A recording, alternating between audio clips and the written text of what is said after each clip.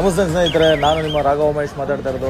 ಮಂಡ್ಯ ಜಿಲ್ಲೆ ಮಳವಳ್ಳಿ ತಾಲೂಕು ಮಳವಳ್ಳಿಯಲ್ಲಿ ಗಂಗಾ ಜಯಂತಿ ಪ್ರಯುಕ್ತ ಕುಸ್ತಿಯನ್ನು ಏರ್ಪಡಿಸಲಾಗಿತ್ತು. ಈ ಕುಸ್ತಿಗಳಲ್ಲಿ ತುಂಬ ಜನ ನ್ಯಾಷನಲ್ ಆಡಿರುವಂಥವರು, ಅಂತಾರಾಷ್ಟ್ರೀಯ ಮಟ್ಟದಲ್ಲಿ ಆಡಿರುವಂಥವರು ಮತ್ತು ದಸರಾದಲ್ಲಿ ಭಾಗವಹಿಸಿದಂಥವರು ತುಂಬ ಜನ ಭಾಗವಹಿಸಿದರು. ಈ ಕುಸ್ತಿ ಮಾತ್ರ ಭಾಳ ರೋಚಕವಾಗಿತ್ತು.